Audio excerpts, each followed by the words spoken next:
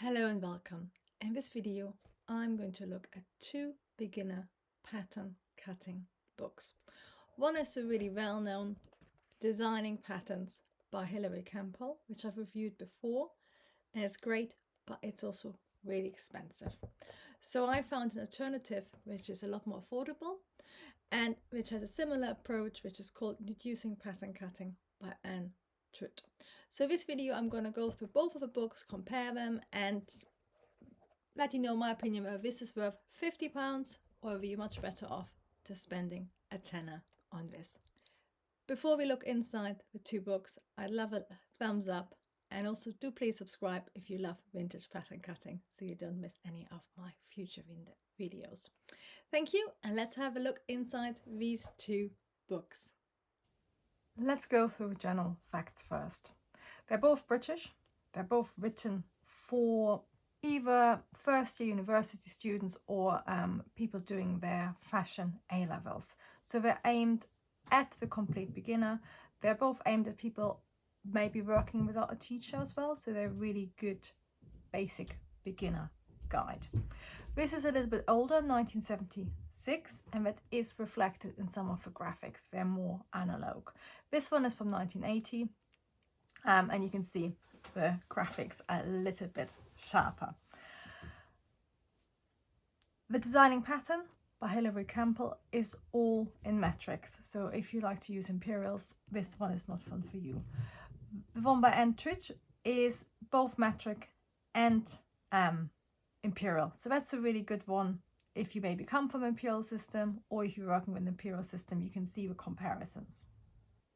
The Anne Truitt one, the green one, was really popular at the time and had several reprints, so it's probably used in lots of colleges and schools, which tells you a bit about the quality already. Designing Patterns, as I said, first came out in the 1980s, and when I started fashion design at Central St. Martin's at the beginning of the 2000s, it was still the first year pattern cutting book which I recommended, so it was in print for a long time. Sadly now they're both out of print. Let's have a look in both of them, and let's start with the contents. The writing is a little bit small, so I'm going to talk you through it. So they both talk the general knowledge about designing patterns, blocks, all these sort of things. Then they both teach you how to make blocks. In the Hilary Campbell one, they teach you how to make a bodice and also how to make a sleeve and a skirt, trousers, a jacket, and some underwear blocks. So you get quite a nice collection of blocks. In the Anne Truitt, you get the full bodice block, sleeve block, skirt blocks, trouser block, and children blocks. So you get the extra children blocks, but you don't get the jacket and underwear blocks. So it's a little bit different depending on what you want. I think this is really good if you just want to sort of draft clothes for yourself and maybe your children, or start a little business selling basic clothes. This goes in a little bit more depth with things like jackets and coats and underwear. And also a note on both the blocks. The Hilary Campbell one is from the 1980s and the Anne Truitt is from the 1970s. So the blocks fitting will reflect the time. We might think of blocks being universal, but they always do reflect the time. So trousers blocks are normally quite different from what we draft now, and the same goes with the fitting on some of the basic blocks as well. So that's just something to consider. Then, as well as the basic blocks, they also show you how to change the blocks into actual patterns, which is always really helpful. And then they both go through lots of bodice designs. They also both cover quite a lot of collars, and they are all the classic ones like a shawl collar, a stand collar, shirt collar, sailor collar, tailored collar. So you got the full array of basic collars.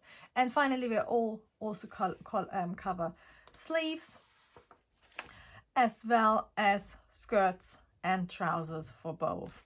And the Anne Truitt also has capes and hoods if you're interested, which I think is quite niche for today's standards. But if you like drafting maybe you're doing costumes or you like the sort of vintage cape and hoods, this is probably a good book to get. Now you know what's inside, let's have a look at some examples of both the block drafting and pattern designing. Here you can see the page from the Hilary Campbell bodice block drafting system.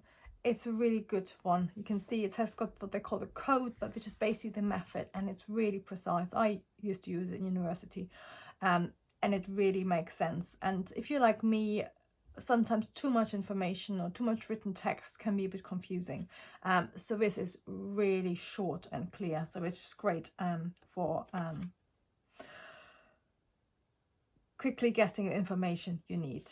It's got the measurements for sample size, but you can adapt it for any size you want.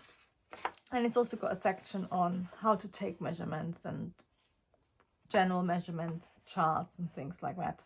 And all the block drafting methods in the book look the same. The Antrit, the green book, you can see this is a little bit more in depth. So I'm personally less of a fan of this. It's similar to the Natalie Bray books, where you get a lot of information, which can be great, but I sometimes get lost if there's too much information. I quite like very clear information, but it is great if you want to have really in-depth written information. And again, it goes through the rules. It hasn't got the point by point, which I like about the Hilary Campbell, but it's still a nice comprehensive drafting system. And for taking measurements, they're a lot more in depth. So again, this is similar to drafting method. The Hilary Campbell is very concise, very short. This has a lot more detail for you. Next, let's have a look at the actual pattern cutting design tutorials. And both of them are quite similar, and I think that's where any books are quite limited, because they're always quite narrow in their instructions, which is why I love teaching pattern cutting through video formats, so I can show you a full process step by step, and I can also show you how to change things to create your own designs. So any book is going to always be a little bit limiting with that, but they both approach it in quite a similar way, and I'm going to show you how both of them cover a yoke style. Here's the green Antrit book, and she has got a whole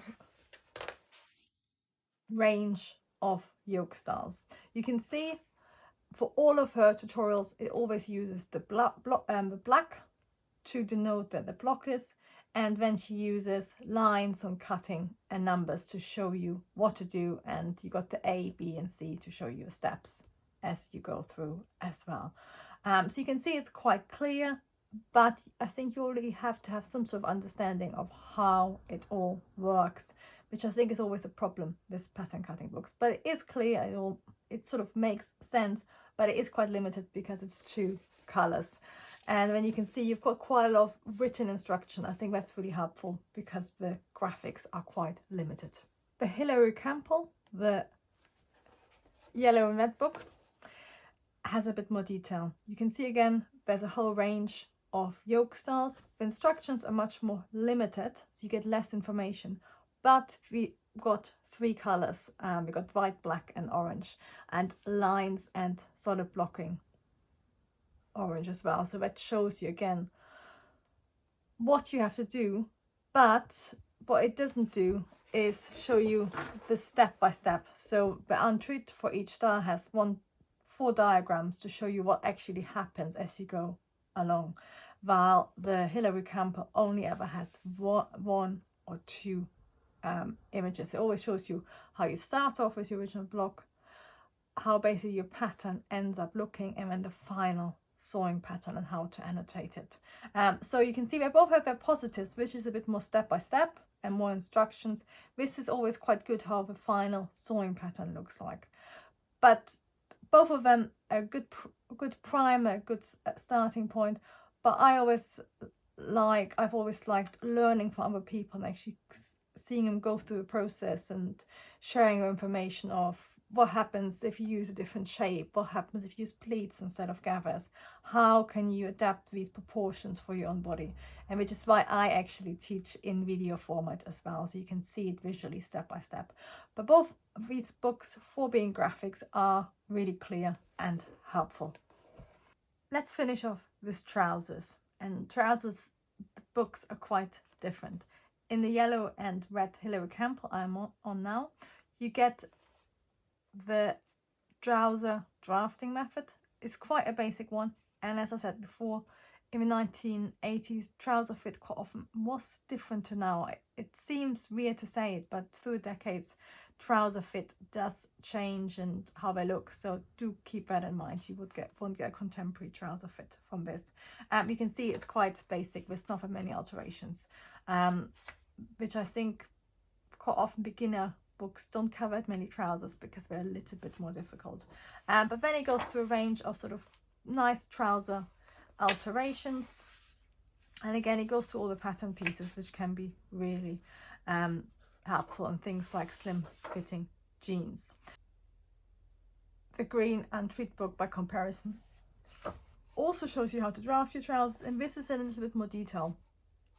I have to confess I haven't drafted these trousers, but you can sort of see a bit of how they look. So again, you can see they're quite, you will have to do some fitting in the crotch line on this, and also it does the thing which is quite popular of really moving back the back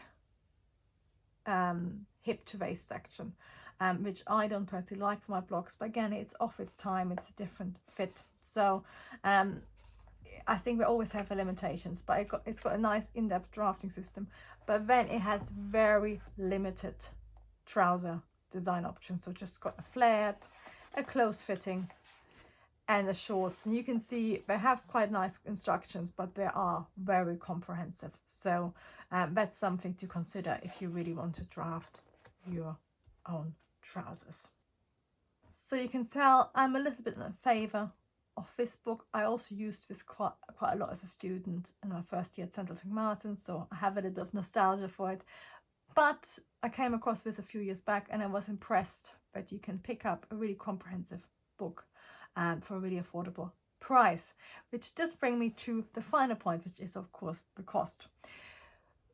This one you can sometimes pick up for about £20 if you're lucky, but it does tend to fluctuate, and sometimes it goes up to nearly £100, which I wouldn't say it's worth it. I would say if you can find it, if you can borrow it from a library or borrow it online, or if you can pick it up for around $20 or pounds, that is worth getting. This one you can pick up copies for less than £10, so even if it's not perfect, it's money worth spent for getting all the information in this book. So these are my thoughts on the two books. One a lot more well known, but also a lot more expensive, and one which I had never seen before until a few years ago, which I think also has really positive points. I'd love to know in the comments, which one do you prefer? Have you used either? How did you find them?